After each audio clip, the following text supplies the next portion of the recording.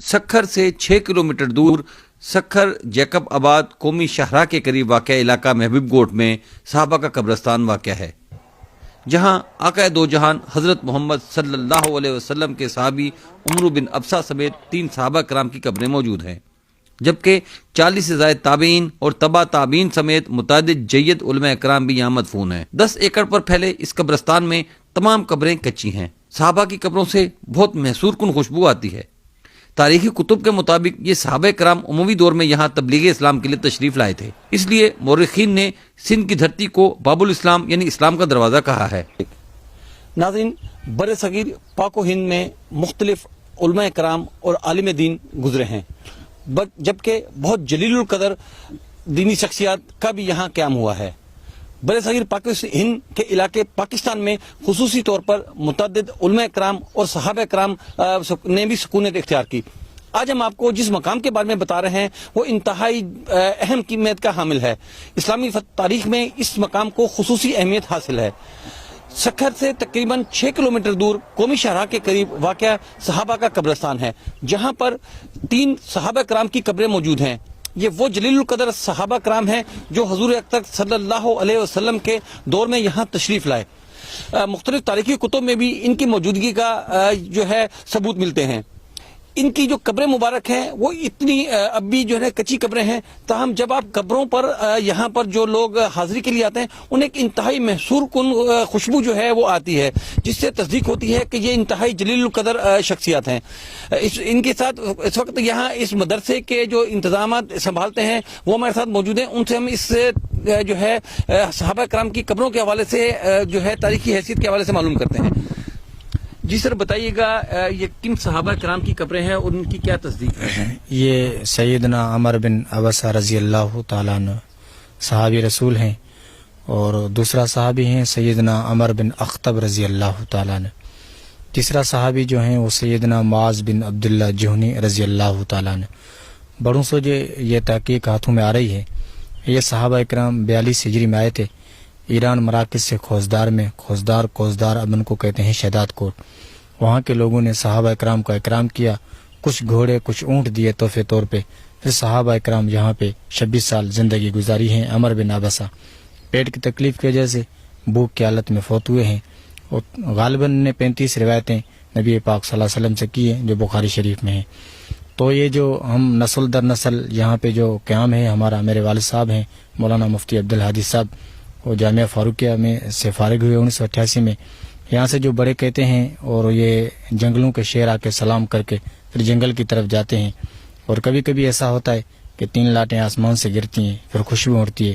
جب مدرسے میں بخاری شریف پڑھاتے ہیں، جب ان صحابہ کا نام آتا ہے تو خوشبو یہاں سے اڑتی ہے، مدرسے میں رائی بھی سامنے، روایت بھی سامنے۔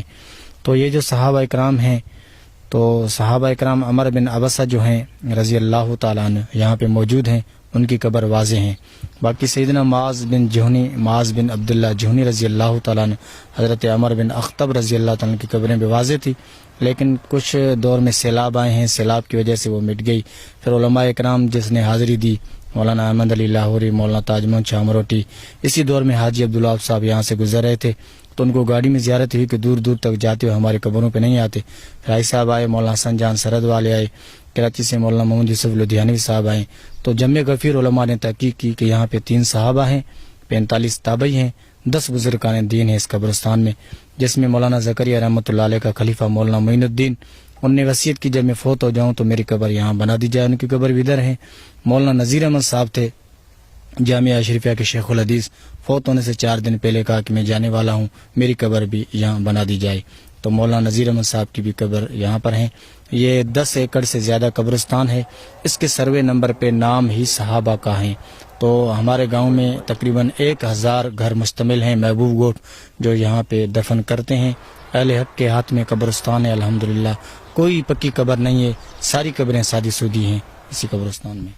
اچھا، یہاں کون کون سی شخصیات جو ہے آئی ہیں جنہوں نے بھی آ کر بھی مزید تحقیقات کی جو باہر سے؟ یا یہ تو میں نے آپ کو بتایا کہ پہلے دور میں مولانا حسین احمد مدنی، مولانا تاج محمد شاہ مروٹی، مسجد نبوی کے پیشمام محمد بن احمد بن محمد، اور اسی دور میں جس کے ساتھ میں آیا ہوں حاجی عبدالوہاب صاحب، مولانا ناصر الدین خاکوانی، مولانا عبدالمجید لدھیانوی، مولانا عبدالحفیظ مکی اور جو ہیں مولانا محمد یوسف لدھیانوی، مفتی نظام الدین چھامزئی، وہ مفتی ظرف علی خان، بڑے بڑے علماء کی تحقیق بھی ہیں اور حاضری بھی دے چکے ہیں اسی قبرستان۔ یہاں اور کون سی ایسی کرامات ہیں جو یہاں ظاہر ہوتی ہیں جن سے جو ہے علاقے کے لوگ بھی فیضیاب ہوتے ہوں؟ یہ تو کبھی ہم نے بھی خود دیکھا ہے کہ 3 لاٹیں کبھی کبھی 3 جگہوں پہ گرتی ہیں دودھ کی طرح آسمان سے، پھر خوشبو اڑتی ہے، اور جنگلوں کے شیر آ کے سلام کر کے پھر جنگل کی طرف جاتے تھے۔ ہمارے بڑے بھی کہتے تھے انوارات بھی لگتے ہیں یہاں پہ، جب آتے ہیں تو دلی سکون ملتا ہے۔ تو یہاں پر جو ہیں جب بخاری شریف میرے والد صاحب پڑھاتے ہیں طلباء کو برکت کے طور پہ، جب ان صحابہ کا نام آتا ہے تو خوشبو یہاں سے اڑتی ہے مدرسے میں، ایسے لگتا ہے رائی بھی سامنے، روایت بھی سامنے۔